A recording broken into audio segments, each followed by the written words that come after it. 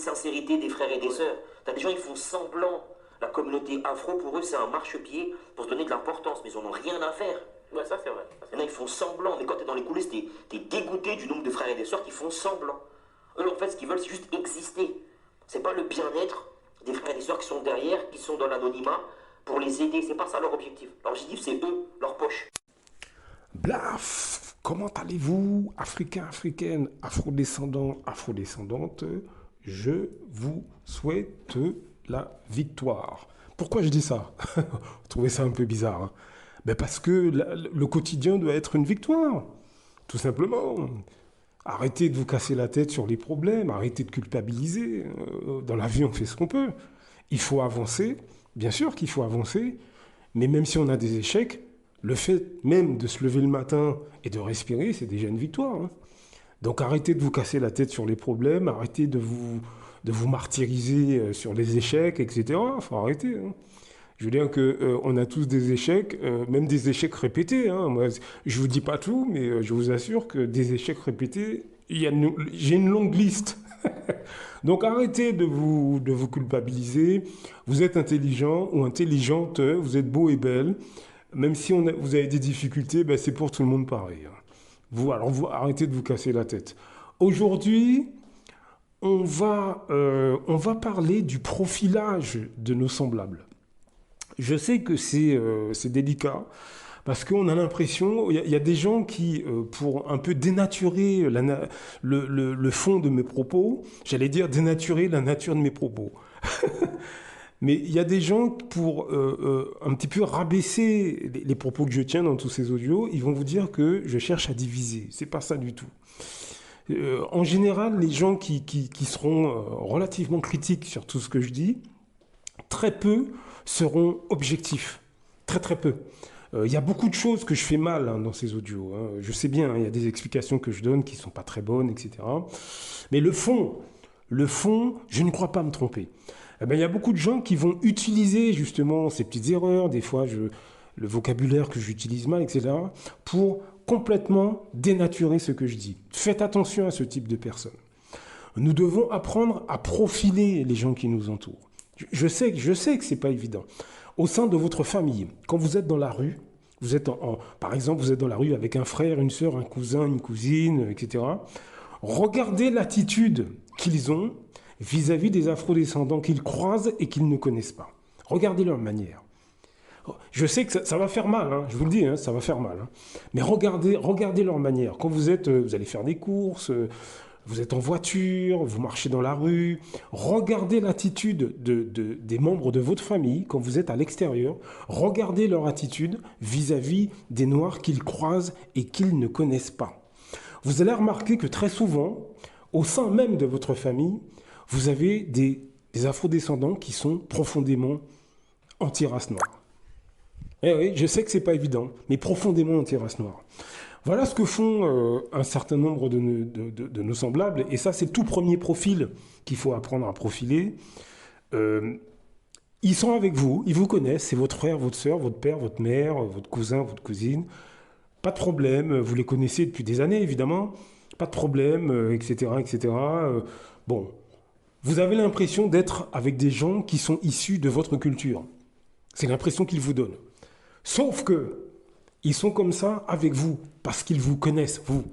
Une fois qu'ils sont à l'extérieur et qu'ils croisent des afrodescendants qu'ils ne connaissent pas, malheureusement, beaucoup de gens qui sont au sein de vos familles, parmi vos amis, vos voisins, vos collègues, des gens que vous connaissez depuis longtemps, lorsqu'ils sont avec des afrodescendants à l'extérieur de chez eux qu'ils ne connaissent pas, il n'y a pas plus anti-race noire qu'eux.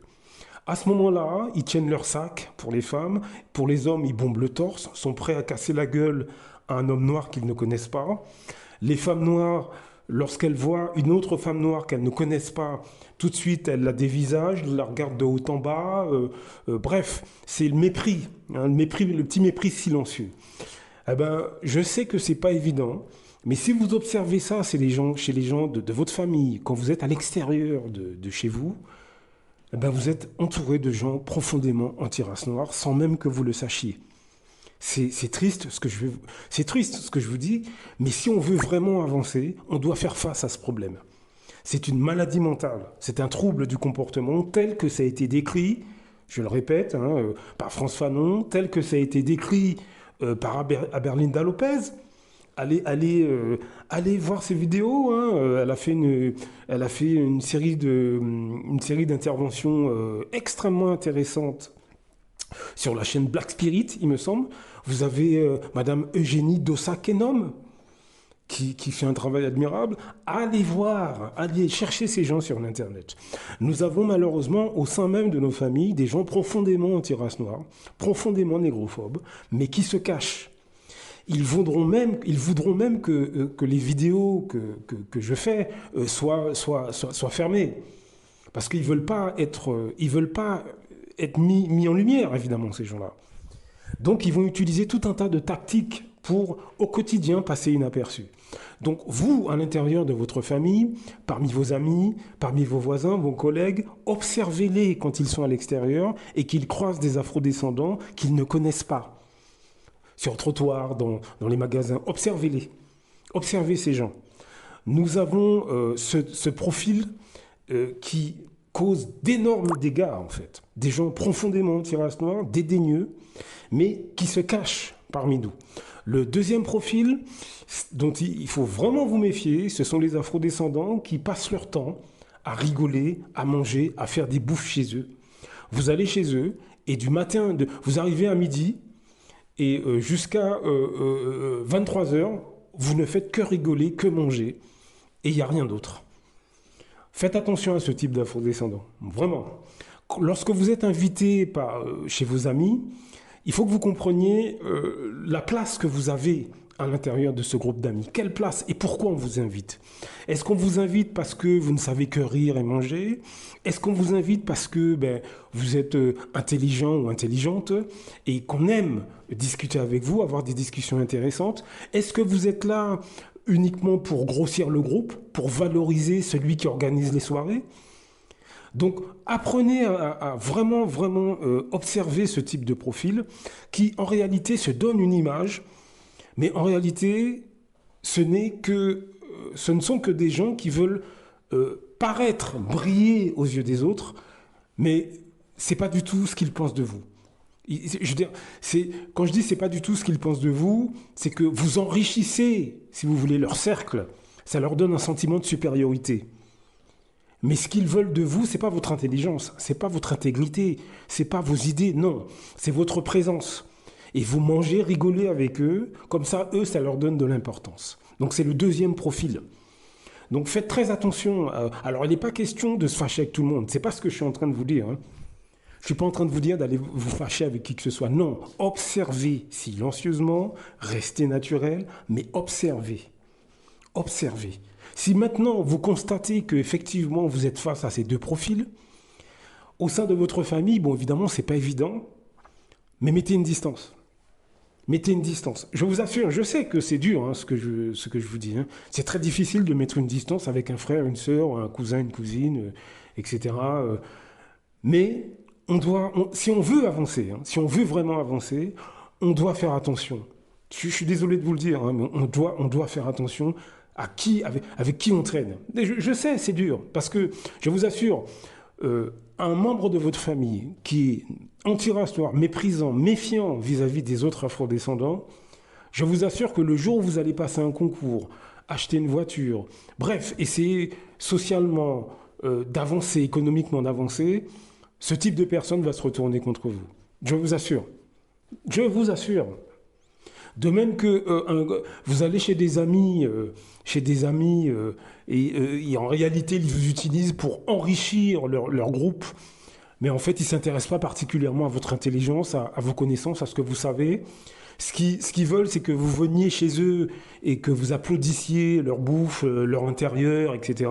En fait, vous leur donnez votre énergie. C'est eux qui bénéficient de tout ça. Je vous assure que quelqu'un qui vous met dans ce genre de position, le jour où vous réussissez un concours, vous achetez une nouvelle voiture, économiquement vous développez, etc., les premiers à vous calomnier, ce sera ce type de personne. Donc soyez vraiment prudents par rapport à ça. Vraiment. Soyez vraiment méfiants. Alors quand je dis méfiant, ça ne veut pas dire qu'il faut parler à personne. C'est pas du tout ce que je suis en train de vous dire. Non. Ce que je vous dis, c'est que faites attention à la place que vous avez au sein de votre famille, au sein parmi vos amis. Quand je dis vos amis, c'est vos collègues, etc., etc. Faites attention. Alors évidemment, au travail, c'est beaucoup plus délicat. Ça, c'est une toute première. Ça, ces deux profils-là, vraiment, faites attention. Faites vraiment attention. Le troisième profil dont il faut vraiment, vraiment, vraiment se méfier, ce sont ces afrodescendants-là. Ça rejoint un peu le deuxième profil hein, que je vous ai mis en lumière. Ce sont des afrodescendants qui, soi-disant, le week-end organisent des soirées, des journées sur les cheveux naturels, l'histoire du monde noir, etc., etc. Et qui, en fait, le reste de la semaine s'en foutent complètement de ces questions. Faites très attention à ce type de personnes. Vraiment, prenez le temps vraiment à profiler vraiment les afrodescendants qui vous entourent et vous devez vraiment comprendre à quoi vous servez. Vous avez des gens qui, le week-end, organisent des soirées sur trucs traditionnels de nos cultures, hein, Afrique, Caraïbes, etc. Le dimanche, ils font des trucs de prière spirituelle, Afrique, etc. Mais en fait, ce n'est qu'une occupation du samedi et du dimanche. C'est absolument pas quelque chose d'intégré.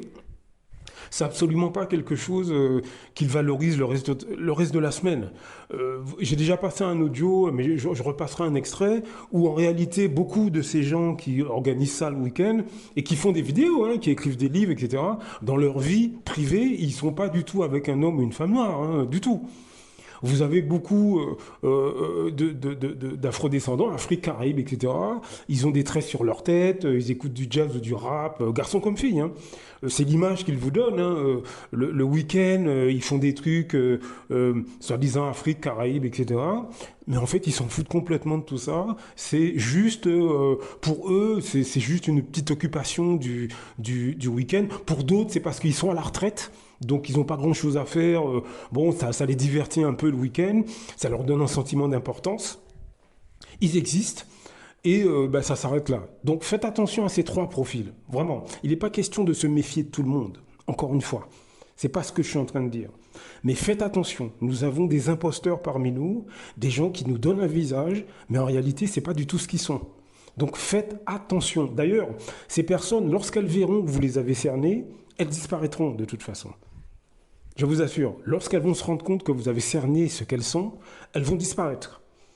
Elles vont disparaître. Donc, vous inquiétez pas, elles vont vous repérer n'importe comment. C'est pour ça que je vous dis, faites pas d'histoire ni quoi que ce soit. Si ça vous plaît pas d'être avec ces gens, disparaissez-vous, tout simplement. Encore une fois, nous devons apprendre à profiler les gens qui nous entourent. Je sais que c'est pas évident. Je sais, mais c'est un mal nécessaire.